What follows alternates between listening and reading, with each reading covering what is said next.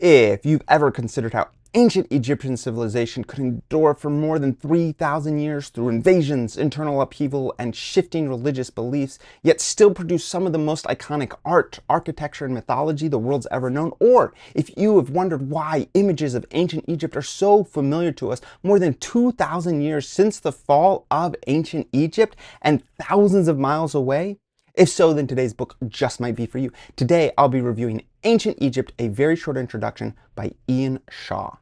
Welcome to Spencer Reads Everything. I'm your host, Spencer Duncan, and today we're exploring one of the world's most enduring civilizations, Ancient Egypt. Today's book, Ancient Egypt, A Very Short Introduction by noted Egyptologist Ian Shaw, is part of a series that I'm currently working through as I look at a number of these very short introduction volumes because they become an essential part of the research I do for my other channel, History Unraveled with Dr. Duncan, where I produce long-form history content and short, punchy videos that ask tough questions about the past. If that sounds interesting to you, please check it out. And if this video resonates with you, be sure to browse my very short introduction playlist for more reviews like this one. Now let's dive into the enduring legacy of ancient Egypt, how it lasted millennia, formed iconic imagery, and still captivates us across time and space.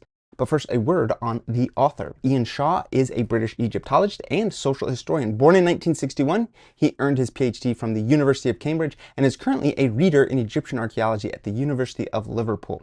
Over the years, Shaw has directed numerous archaeological projects across Egypt, including sites at El Amarna, Wadi El Hudi, Jebel al-Asr, Hatnab, and Wadi Hamamat, many of which offer insights into the labor and logistics behind Egypt's iconic structures. His academic work focuses on the lives of ordinary Egyptians, particularly craftsmen and laborers, and how their work shaped Egyptian society, as well as Egyptian architecture and industry. Shaw is especially interested in the social and technological aspects of ancient life, topics like warfare, mining, and tools, not just the pharaohs and temples. In addition to this volume, Ancient Egypt, A Very Short Introduction, he has authored and edited several influential works, including the Oxford History of Ancient Egypt, Ancient Egyptian Warfare, and Ancient Egyptian Materials and Technology. His role as editor of the Oxford Handbook of Egyptology further cements his reputation as one of the leading voices in the field. In recognition of his contributions, Shaw was elected a Fellow of the Society of Antiquaries in 2018. And of course, that's got to be so cool to be able to call yourself an Egyptologist. Still, one of my favorite terms for a particular academic. So in this book, the author offers a tightly focused yet expansive look at one of the world's most iconic and long-lived civilizations. Rather than presenting ancient Egypt through a chronological march from dynasty to dynasty, Shaw approaches ancient Egypt through a series of thematic chapters that explore how this civilization functioned politically, socially, religiously, and economically over the course of more than 3 millennia. The book begins with a look at the nature of Egyptology itself, reflecting on the ways that the discipline has been shaped by both archaeological evidence and modern perceptions. From there, the author walks the reader through major aspects of ancient civilization: the formation of the state, the relationship between writing and authority, religious beliefs, economic structures, warfare, and even how the ancient Egyptians viewed their own history. This isn't a blow-by-blow timeline of rulers and battles, it's more of a structural overview that helps readers understand the systems that allowed ancient Egypt to endure and to evolve. Shaw is especially interested in how Egypt's physical environment, the Nile and the deserts and other natural resources, helped shape its culture and political systems. Throughout the book, he pairs archaeological findings with nuanced historical interpretations to paint a picture of a civilization that was at once incredibly stable and deeply dynamic. Here is my chapter-by-chapter summary. The first chapter, the introduction, the story so far. In this, Shaw opens by addressing why ancient Egypt continues to captivate the modern imagination. He notes that while Egypt has long been studied, our understanding of its culture is still evolving. He introduces the book's central aim: to look beyond the familiar pyramids and pharaohs and instead explore the mechanics, ideologies, and enduring symbols of Egyptian civilization. He also sets the stage for a thematic approach that resists simple chronological retelling. In Chapter 2, Discovering and Inventing, Constructing Ancient Egypt, the author explores how the modern conception of ancient Egypt has been shaped by both archaeological discovery and cultural imagination. Shaw unpacks the European colonial context of early Egyptology, showing how much of what we think we know about Egypt has been filtered through 19th and 20th century Western biases. He reflects on the power dynamics behind the discovery, as well as the preservation and the display of Egyptian artifacts, and how these processes helped construct not only scholarly narratives, but also widespread myths. In chapter 3, History, Building Chronologies and Writing Histories, the author addresses one of the biggest challenges in Egyptology, and that would be dating. With limited written sources and fragmentary archaeological evidence, reconstructing a reliable timeline for Egypt's thousands of years of history is difficult. And so, the author explains the methods scholars use to build Egypt's chronology, like king lists and carbon dating and synchronisms with other cultures, and he highlights where debates still exist. This chapter is crucial for understanding why there isn't always a consensus about what happened when in Egypt's past. Chapter 4, Writing, the Origins and Implications of Hieroglyphs. In this one, he focuses on one of the most famous aspects of Egyptian culture. He explores the origin and use of hieroglyphs, and he discusses the complex relationship between writing and power in ancient Egypt, and how writing was often restricted to the elite and functioned as a symbol of authority. He also delves into the various scripts Egyptians used, including hieratic and demotic, and how writing was deeply entwined with religious and government life. The author shows, in addition to how writing worked, at least to a certain degree, he shows why it mattered so much. Chapter 5, Kingship, Stereotyping, and the Oriental Despot. I should put Oriental Despot in quotes. This chapter challenges the simplified view of Egyptian pharaohs as godlike tyrants. Shaw explains that while the ideology of kingship emphasized divine authority, the reality was much more complex. In it, he discusses how pharaohs constructed their images through monumental building, elaborate rituals, and strategic mythology. The chapter also critiques the long-standing Western trope of the Oriental despot, I gotta write that and put in quotes, revealing how this idea has often distorted scholarly interpretations of Egyptian rulership.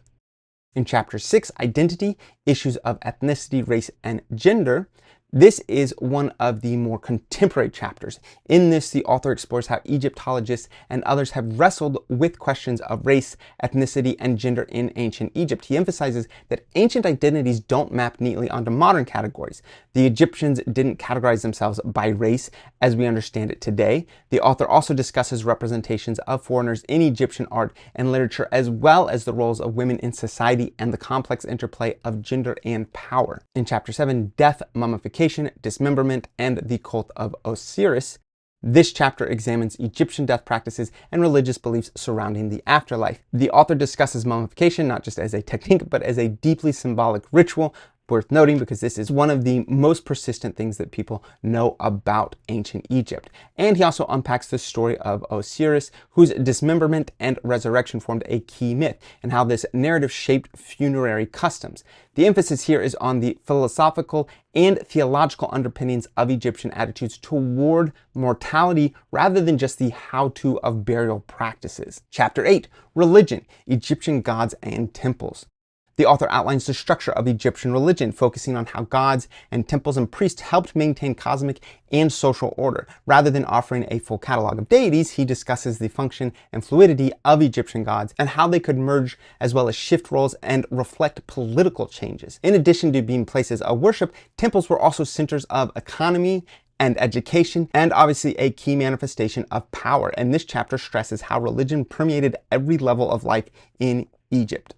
Chapter 9, Egyptomania, the recycling and reinventing of Egypt's icons and images.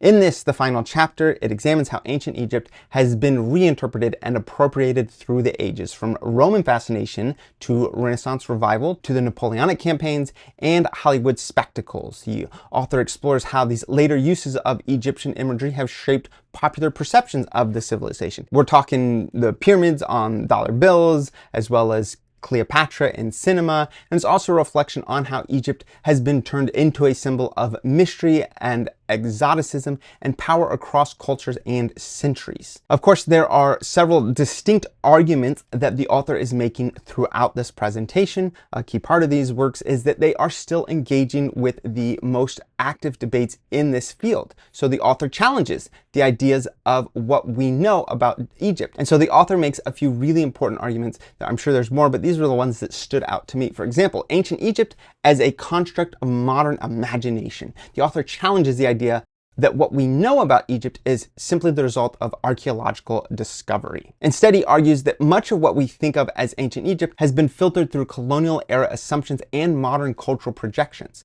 The Egypt we imagine is not always the Egypt that was. Also, he argues for chronology as a fragile framework, saying that we can't treat Egyptian history as a rigid and settled timeline.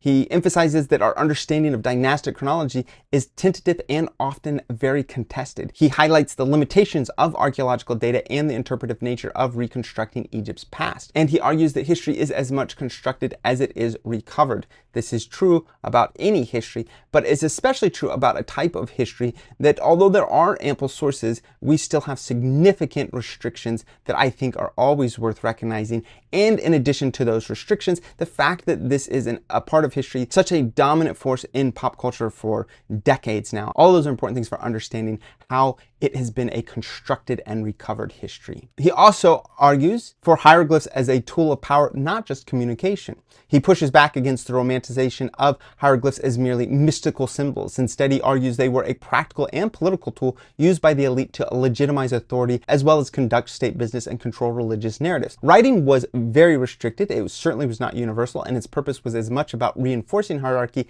as recording information. He also argues for kingship as performance and strategy, not despotism. The book critiques the oversimplified view of pharaohs as absolute monarchs or Oriental despots. The author presents kingship as a carefully constructed performance, one deeply rooted in mythology and religious symbolism, but also shaped by political necessity, as well as administrative complexity and sometimes even negotiation with powerful elites. He also argues for race, ethnicity, and gender as historically specific concepts. He makes a strong case that modern categories like race and gender don't neatly apply to the ancient world, and he critiques attempts to impose contemporary frameworks on ancient Egyptian society and encourages readers to consider identity as something fluid, performative, and context-specific in the ancient world. Of course, as I was reading this, I found all sorts of new and interesting information, and not in any particular order. Here's just a list of a few of the fun facts that I found, or at least I thought they were fun. Maybe you don't, maybe you already knew them, I don't know, but here's just a few of the things. For example, the word pharaoh wasn't always used for the king. The term pharaoh originally meant great house and only became widely used for Egypt's kings during the New Kingdom, about 1,000 years after the pyramids were built. Also, hieroglyphs were used on temple walls long after they were understood. So by the late period, many Egyptian scribes no longer understood the original meanings of the hieroglyphs they carved, so the writing had become more decorative and ceremonial than actually communicative by that point. I already mentioned this, but I still found it very interesting how big of a role Egyptian temples played in the economy. Major temples like the one at Karnak weren't just religious centers, they were also hubs of industry by employing thousands of workers, including scribes, also weavers, brewers, and builders. Not necessarily things that you would necessarily associate with worship, but the temples played a key role in the economy. Also, Egyptians had multiple creation myths simultaneously.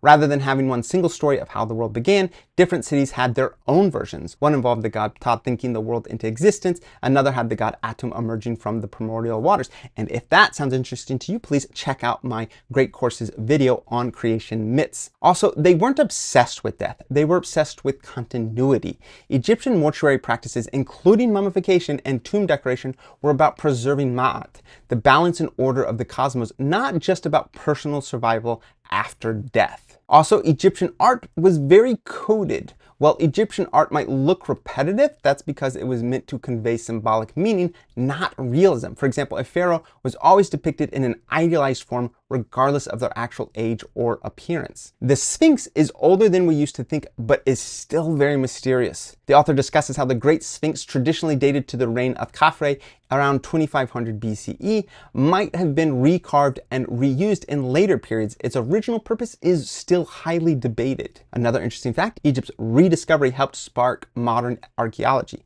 Napoleon's invasion of Egypt in 1798 included a scientific team whose documentation of ruins and the eventual discovery of the Rosetta Stone played a huge role in the birth of Egyptology as a discipline. I liked this book quite a bit. I think that the author does an admirable job distilling over 3,000 years of history into a brief thematic overview. That said, Egypt is ironically one of the harder civilizations to study, despite being one of the most iconic. We're surrounded by images of pyramids, pharaohs, and mummies, but the reality beneath those symbols is far more complex and harder to untangle. One of the major challenges in the sheer length of Egyptian history, its spans of millennia, and yet we often collapse it into a few familiar visuals or names.